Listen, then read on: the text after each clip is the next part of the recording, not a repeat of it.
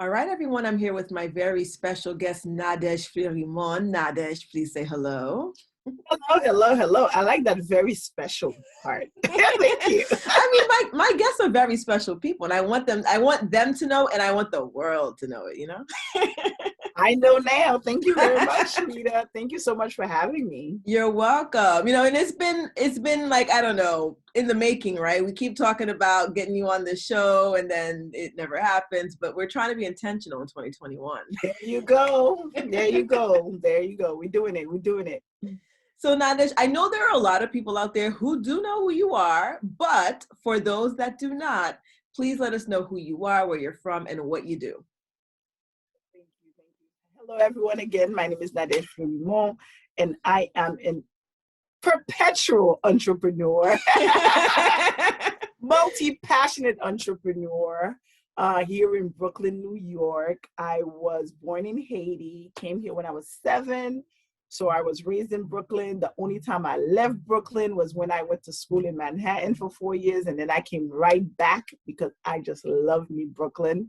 So yeah, I run a catering business. I've run a catering business for the last 18 years, which I started while a junior at school, and it just kind of flourished from there. That's what most people know me from, is through the food space. I've written 3 books about food. I love incorporating food and culture and people and thoughts and feelings. So most of my cookbooks are about like food, but a little more. And then I also run a real estate practice here with my partner, Cindy Peters, where we help our community with purchases and sales, but our real passion also is investing in real estate. And we flip houses, but we really want to get the community involved and understand the value of home ownership, right? So we do a lot of education around home ownership. And then my third main business is I run an entrepreneurship coaching practice. I help creative entrepreneurs like myself to turn their passion-based businesses into profit, because I've been blessed in the sense that I've been able to make a living out of the things that I love. And I want others to understand, because I think oftentimes society or families or friends try to push us in the other direction. But I'm a strong believer, if we're gonna make a living anyways, there's nothing wrong with a 9 to 5. I love me the 9 to 5. That's what your calling is, because also not everyone's meant to be an entrepreneur. But if you do have the desire to be an entrepreneur and you have something you're passionate about, I am that cheerleader that's going to tell you it is possible, because I've lived it, but not just cheer you on, but I also help you develop the systems and strategies needed to turn that passion to profit. Because sometimes you just want to be a singer and it's a hobby and it's not something you want to monetize, and that's also okay. So I help individuals that's ready to go over that hump. It's like, nah, I'm good at this, but I like to make some money with it too. Okay. I heard a lot of different things. I heard chef, I heard real estate guru, I heard life coach, I heard so many different things. So like we didn't even mention the e-commerce store. And then well, let's talk about it. There's the IPAV line. I love the IPAV line. Because again, I'm a true believer, like the things that I love, for me, they become seamless, right? So they become seamless in terms of incorporating them into my lifestyle. So that's why I label myself a lifestyle entrepreneur, because it's like the things that are important to me, I realize other people want to know about them too. And then it touches people in some kind of way. So I always call myself a professional IPAV. IPAV is like a Haitian Creole slang word that loosely translates to bum.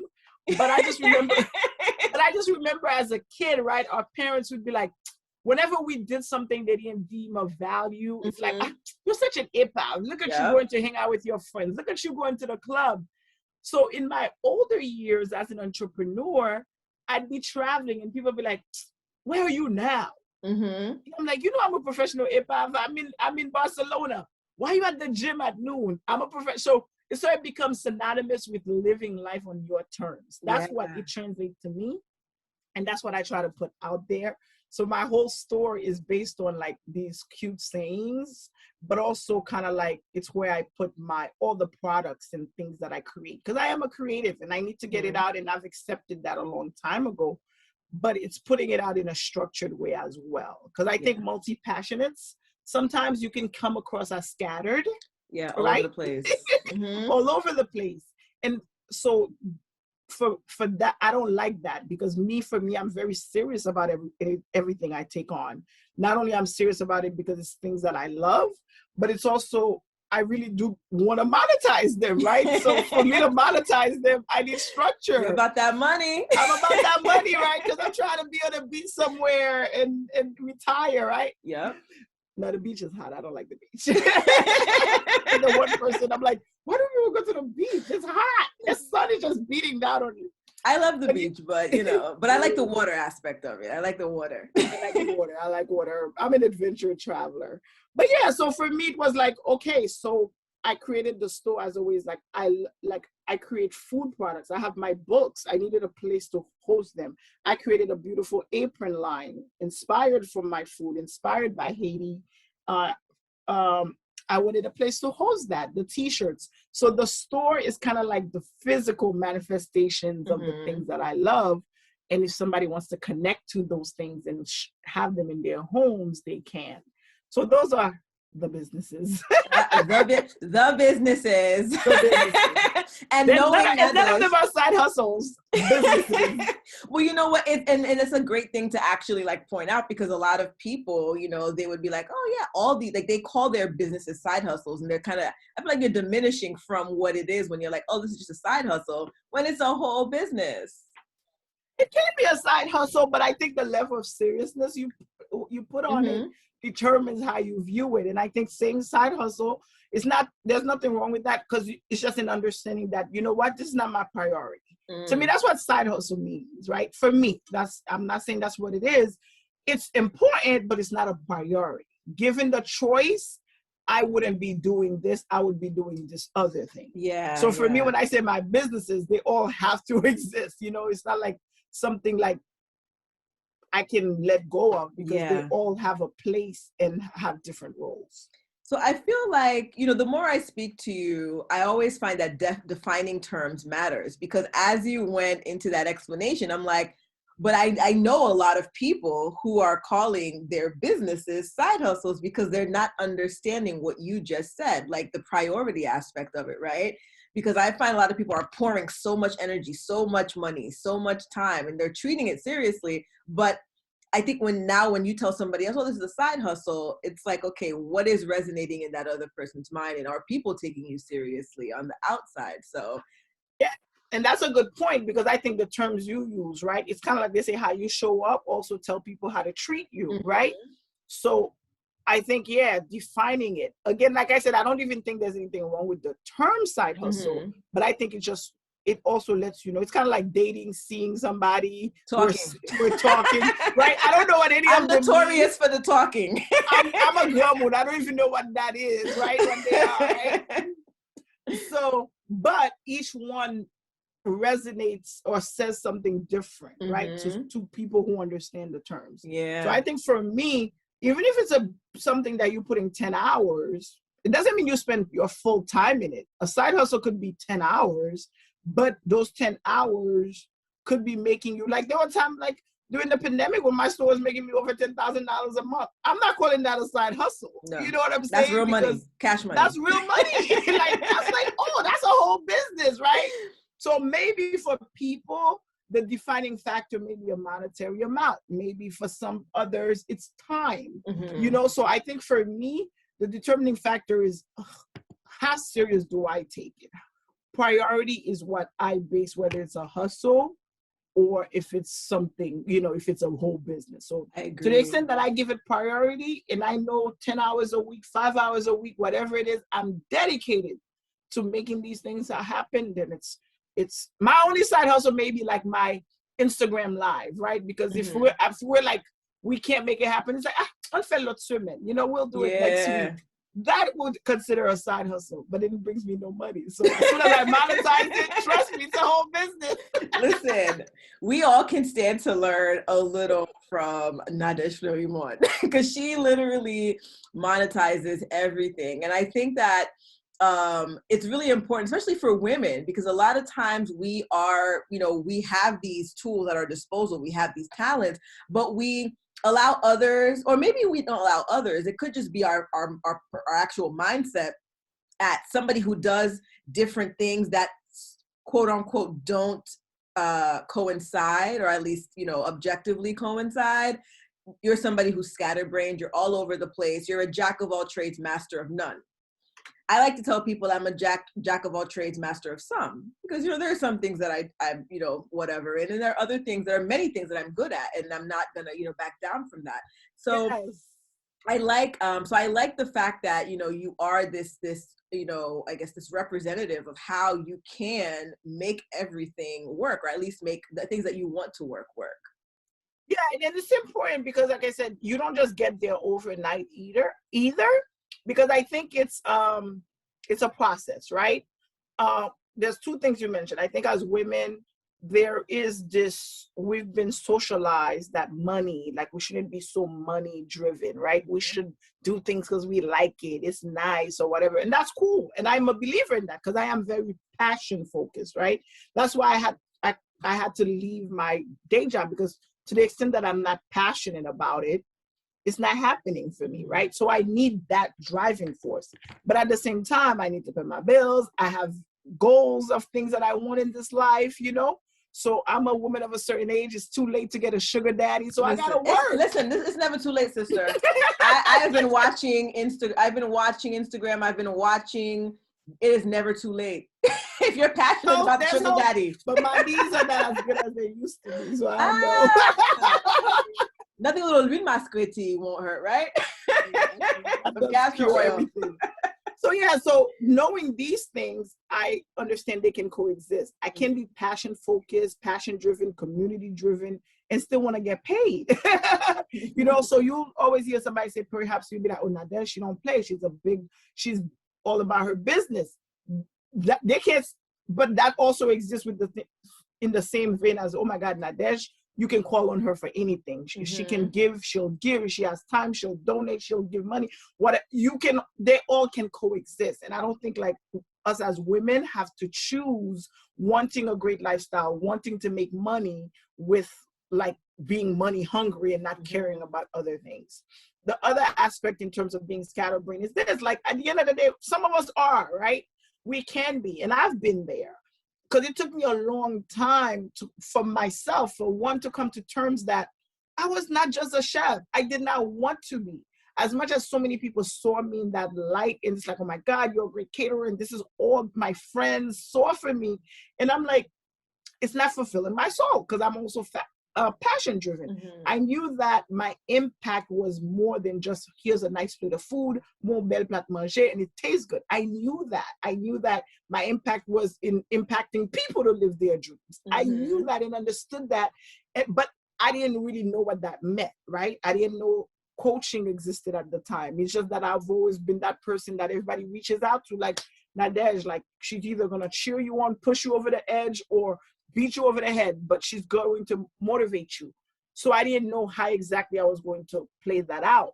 But having that anchor in something really makes it easier to do other things. The anchor could be one in the learning structure. My catering business showed me a lot in terms of entrepreneurship and business development as a whole, right? I learned networking through that business. I learned budgeting. I learned so much, marketing, all of that, because I went through the recession. When I first started catering, I was mainly corporate. And then 2008, 2009 hit, and I was like, oh my God, these corporations don't even want milk and cookies. They like, yo, just budget. No, put it low, that's it. Actually, never mind, we'll get it from the tap. Like, so you have to reinvent, so I learned how to always innovate and create through that business, right? So having that anchor and foundation and building something great also helped me now be able to establish other things. So I think oftentimes for multi-passionates like myself, we're trying to build 5 empires at the same time. And that can be problematic, both within, in terms of our own mental health, in terms of our time, in terms of everything, and then just in terms of you being able to give your all. But once you have built one empire, it makes it easier because you've already met people along the way that you know who to call to make that flyer happen in 2 seconds, instead of you going through Fiverr and running through 77 people that suck. Yep. And then now you're 2 weeks behind, right? So you've already learned how to manage your time. Because again, initially you think entrepreneurship, I can do what I want, when I want, how I want. So you learn those systems through sometimes having that anchor. So I tell people, and then also too, that money, right? Yeah. It's hard to start businesses when you don't have money. As much as, yes, I started my catering business out of my dorm suite. I was at Columbia. I was studying political science. At that time, it was a side hustle because I was just making money that I didn't anticipate to make. But at the end of the day, I was within an environment that provided me the shelter where I didn't need so much money capital to start, because I wasn't trying to start big. I just was like, catering for my friends. My friends were running the Black Student Association. They were hiring me, like I had that built-in network. So once I started building my business, even when I left my job, because I worked for Congresswoman Yvette Clarke, who was in the city council at the time, because I was in politics. I was like, I'm going to be a lawyer. Let me go work in government, which was a great move, by the way, because so many of my clients came out of that field. And then I just wasn't, I was like, damn, I can't do both, right? Because government takes so much of your time, your evenings and everything like that. And I was like, I want to cater on the weekends. I don't care if I'm attending a $200 per person gala for free. If I want to be doing something else, it's a burden. That's why people always say, oh, I wish I could, like, I wanted to be an influencer, right? And I was like, oh my God, these people take beautiful pictures and they're getting free stuff and free money. I do that stuff and I'm like, this is work. I don't like it. So to the extent you're doing something you don't like, it's work, right? Yeah. So I was just like, this is a great field, but I don't get to do what I want to do. So eventually I left, and I only left with like $980 in my bank account, but I was 22, no kids, no nothing. So I wanted less then. I wouldn't do that now. Now I'm like, wait, how am I going to take a trip? How am I going to invest in the stock market? Like you're thinking of all these adult things, but it was a blessing that I did it that early, because you have more courage when you're young, right? You don't have the burdens of life. But doing that, it was easier to build because, one, the type of business, right? I didn't have a restaurant. I had a catering company where as money came, I could use it to build, right? I wasn't spending money to build the business. It was more like you make money as you're getting paid. So it's easier, but there's other businesses that I wanted to do. I needed the money. So have the structure of that initial anchor of something that brings you money, that has foundation, then you can build something else in easier. And then that's another way of being less scattered. And also you're not like trying to make 5 things work with no money, when you can have that one that's feeding your other passions. Sorry, Rita. Listen, this is it's a show, right? We're supposed to talk. So now, your approach to business, I think your approach to life is a little different from how most women would view life, business, and things like that, right? I don't want to say that, a lot of women are less confident, but I think that I wouldn't be wrong to say that, right? And there's reasons for that. It's not saying that it's not like we can't become confident, but there are a lot of barriers, a lot of obstacles, and a lot of that stems from childhood, right? We're Black women living in America, racism. There's so many things that kind of eat and tick at our self-esteem from young. And as we grow to become women, we're not necessarily the strongest. So we shy away from different moves because we don't have that courage that you speak of, right? So I guess where did your courage and confidence stem from? How did you become this mogul, Nadege Fleurimond? Like, where'd that spirit come from? That's a great question, because it's funny, because not only are we dealing with issues of racism, we're dealing with patriarchy, right? But in a sense, it's patriarchy, I guess, that has made me the way I am, because in a sense that I mentioned this a lot, my dad, right? I was raised by a single father. And as crazy and as hard as that was, because he is very strict, he's very old school Haitian, he's very difficult. But there's a lot of good things that came out of that, because there's a courage that I think men have, right? It's just like we could talk about white privilege. but there's also male privilege, right? Whatever race you may be, right? Mm-hmm. Because no matter almost wherever you go in the world, for the most part, right, men are usually the ones in control. Mm-hmm. So I think I benefited from that in a way, because my dad was always like that person, like, what's up? Like, I remember we went to a grocery store. I just came from Haiti. I was like 7, almost 8 years old. And then I saw a police officer, and I kind of like hid behind him. The police officer came into the store. Because you're from Haiti. You're like, you don't play with authority. So, what's wrong with you? You know, you do know he works for you, right? Wow. You know, like, you do know, like, police officers work for you. Like, he was explaining all these things. So I was like, there's a confidence that men have that, you know, I always like the meme where the woman walks by the mirror and she's gorgeous, but she's like, oh my God, look at the bags under my eyes. My stomach is so big. I look like this and all of these things. The guy, Miguel, his stomach is out to here. When he looks in the mirror, though, he sees Adonis. Isn't that ironic? Isn't that ironic? But it's really true, right? Because no matter what a man looks like, there's a confidence. He has this thing like, yo, Mm-hmm. I got this, right?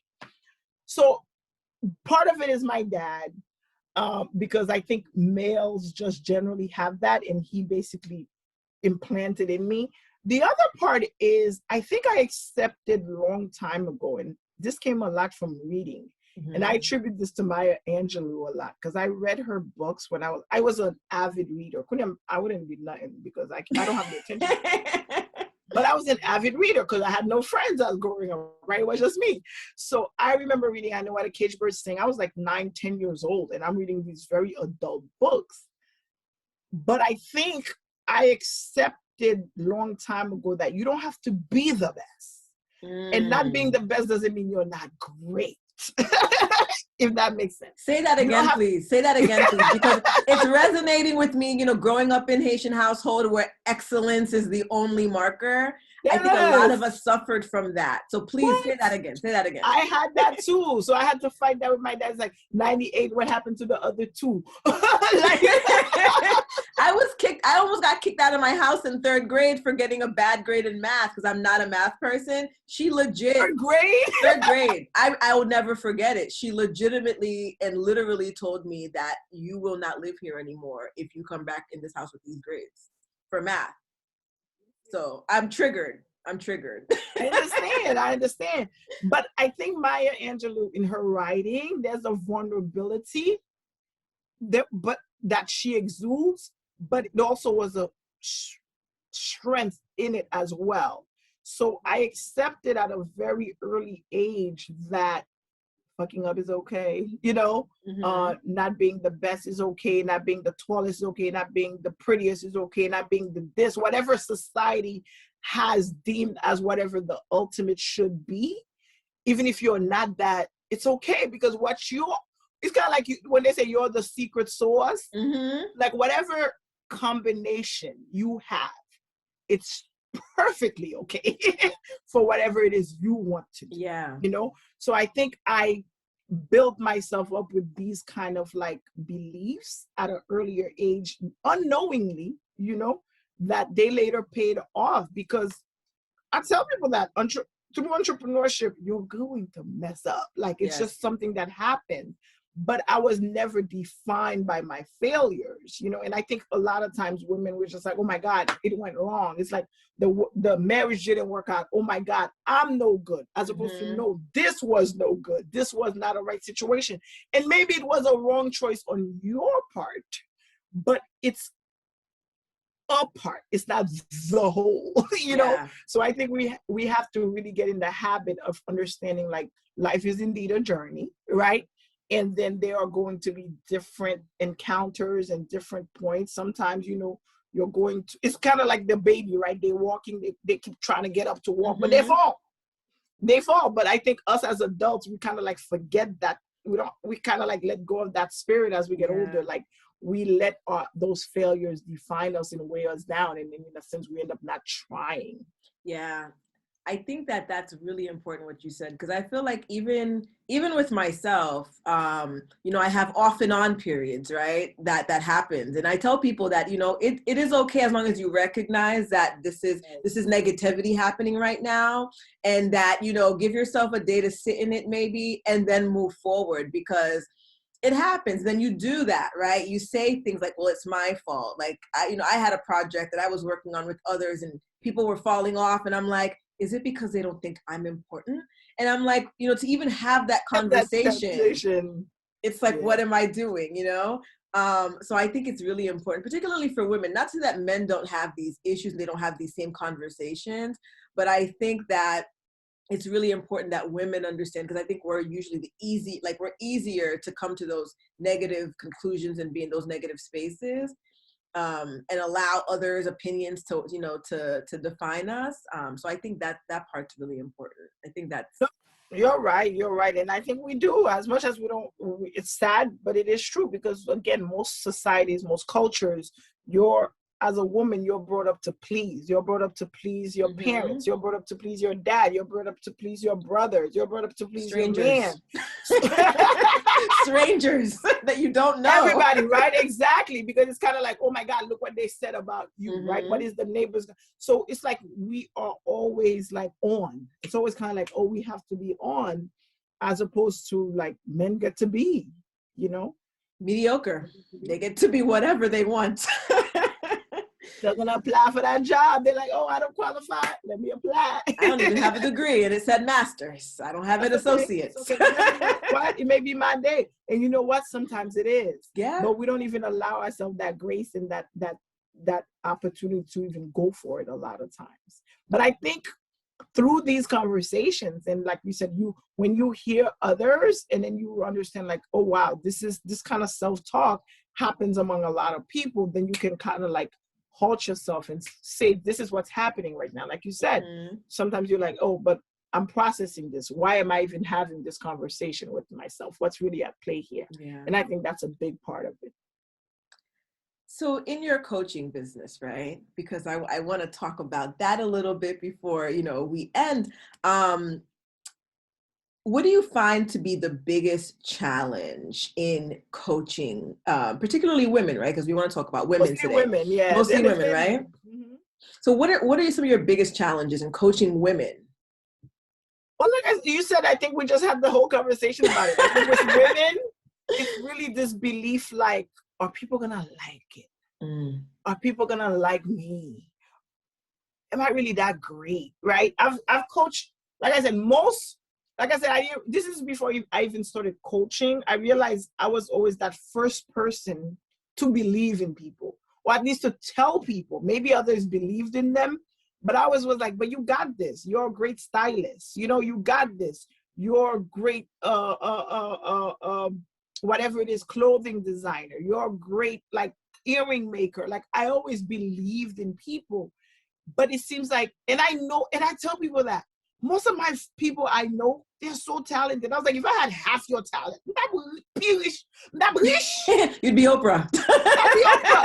Because I see some greatness in these people, yet you see them doubting themselves. So doubt is the biggest thing most women, business owners, I see that they face. Because it's kind of like they're always wondering, like, are people going to receive the product? Are people going to like the jacket they created? Are people going to like the app that they're thinking about? And I'm like, these are brilliant ideas and brilliant concepts, but there is always not even a how, because funny enough, I feel like when a woman makes a decision, she figures out the how, but it's even getting to that point where even believing it's possible. And it always comes with self-doubt. It's the self-doubt that stops a lot of them. And again, it's all questioning, what will people say? What if they mess up? Because once you are in business, you do become public, you know, property, right? So people are going to say what they want to say, and you are going to mess up. And don't let nobody tell you not, like you are, you know. But it's what you do with it, right? As cliche as it is, as it sounds, is, are you failing forward? Like, what are you learning? How are you growing? How are you developing? Like, when I look, like, I used to do cooking classes, and I saw the little aprons. I used to use these plastic white aprons. I was like, oh, I that lead? You know, like, it's so ugly. Like, why would I do that in a cooking class, right? And then I was like, oh, and then I looked 5 years later, they had little green aprons. And now I'm like, wow, I have a whole apron line, right? Mm. How are you learning and growing through it?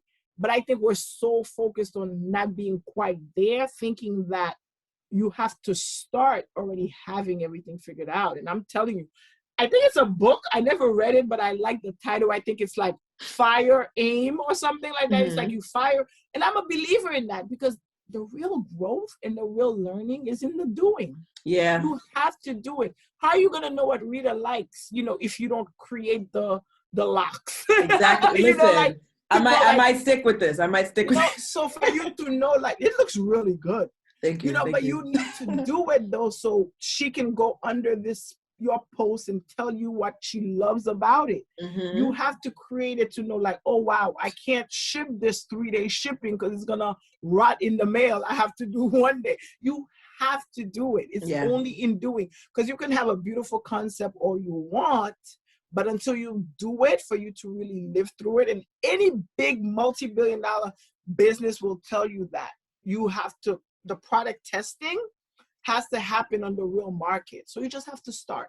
So the first thing I always, like when I coach, I'm always like, we need a date. Like I always make people put dates on stuff, because we also get like, you know, what is that paralysis is called? It's not coming to me. You know what I'm talking about, yes, right? Yes. But a lot of people say, oh, I'm a perfectionist. I like things to be great. But you're just using that as an excuse to procrastinate because you're fearful a lot of times, you know? So then I'm usually like, oh, okay, yeah, you want to start the podcast? What would it take to whatever? We talked briefly about it. I was like, okay, so June 18th, does that work? Oh, no, that's too soon. Oh, why is it too soon? Well, I need 2 weeks, so we make a timeline. Because we get overwhelmed by the mountain, not realizing it's one little step at a time. So I always get my clients to break it down, chunk it down. And by giving them a date, they have to be honest with themselves in terms of what does it really take to bring this to fruition, and what's stopping me? Who are the people that I need? What are the things that I need to get in place? And it's really that. I tell people coaching, it's simple, it's hard at the same time, right? Because it's a lot of accountability and a lot of honesty with yourself. I don't have a magic wand and I can't make people do what they don't want to do, you know? But what I am here to do is to push you to actually address, you know, some of the things, excuses that you may be using, and then also provide you some of the resources that I've learned along the way, right? Of what works and what hasn't worked. So, yeah. Yeah, no, now I'm like thinking, I'm like, paralysis, like what is it again? Yeah, what's that word? There's a word for it, but there's a word before the paralysis part. We'll figure it out as soon as the show ends. Yeah, and I'm gonna be like, Nadesh, I got it. Somebody's gonna post it under the thing as we're talking. So as you end the show. Oh man, Nadesh. I'm just, there's so many gems that, the gem dropping. I like using that term, gems that were dropped during this call, because I find that, again, and this is information that anybody can benefit from. But, I like to, focus on the sisters at times, because I see, just being around women, being a woman myself, that there is a lacking. And we need to figure it out in order for us to really succeed the way that we want to succeed, right?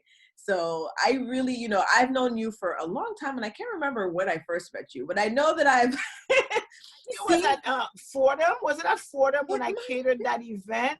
It was way before that, because I've been part of the Hack Network forever. So it was, but I don't think we ever really spoke, but I always knew who you were. And so I've seen you from back when you were catering, just catering, to now, and I'm she has all these businesses and everything is still seamless. Nobody is saying, she's all over the place, what's going on here? And even if they are, then you're like, this person might be a hater, there's a reason, you know what I mean? So I think that, and just being in different rooms with you, just seeing how women, when they're like, Nadeges is in the room. We were in a clubhouse the other day, and we had a man that was just like, if Nadeges is here, I gotta be here. And he brought his whole tribe into the clubhouse room. I was like, what power does this woman have? So, so I really appreciate you even taking the time and doing this show, but then also really teaching women how to not just, turn their passion into profits, but just teaching them that it's possible to really do whatever it is that you want to do, and to have this unapologetic, sense of yourself, I think is what's important. So, thank you for providing these platforms. That's important. Like, you can do it, and if it doesn't work, it's okay. Yeah. Like you said, like, you don't have to be great at everything, but at the end of the day, you won't know until you try. It really is that simple. So it's okay that, oh, you wanted to do this and it didn't work out, go start something else. Yeah. And that's why I said, and I learned not to care what people think a long time ago, because again, you're living this life for you and on your own, like I said, your own accord in a way, right? Like, the same people talking, most of the people talking are not even people you can approach and go ask for help. So why would you even care? They're not even doing. Their job is to comment. That is their job. And then I get paid for it. That is true. So you just really have to focus. And this is going back to women.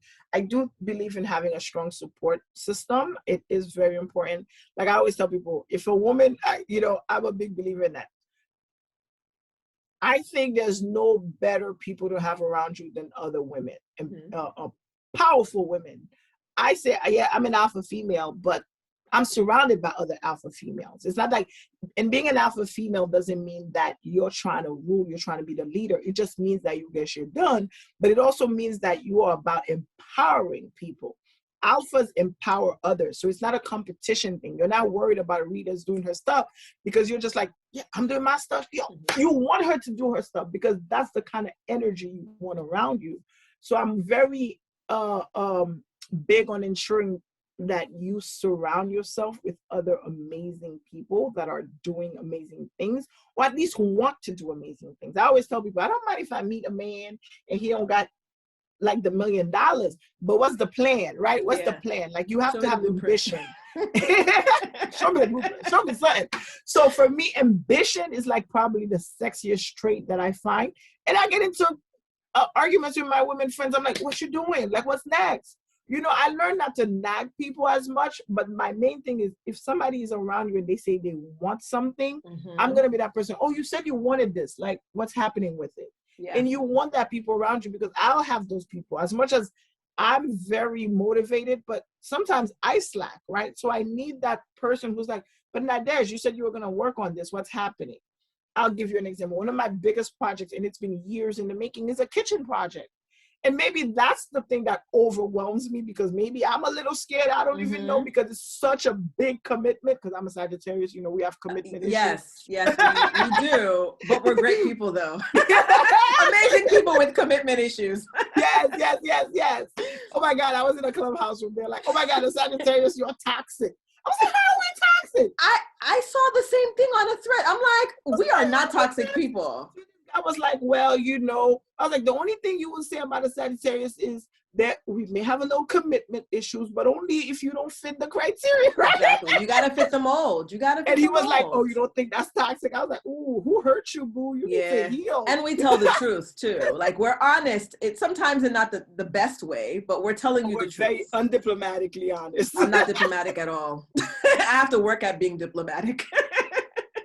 But it's good when you have people around you, because I have a couple of friends, my friend Nancy, my friend Gracie, they're always like, so what's up with the kitchen? Like, I thought you were working on it. I was like, well, the space that I was going to use, it didn't work. So that's the only place in Brooklyn? What's up? Like, what? Like, they keep pushing me, and I'm like, you want that. So now, because they're like here in my ears every couple of months, every month, they're checking up on it. I make it a priority. And I'm reminded again that, one, and as you said, this was important to you, has something changed. So what's stopping you? What's the roadblock? So you need people in your life that's going to push you forward. And not only sometimes people in your life that's going to push you forward, we do have self-doubt. We do have limiting beliefs.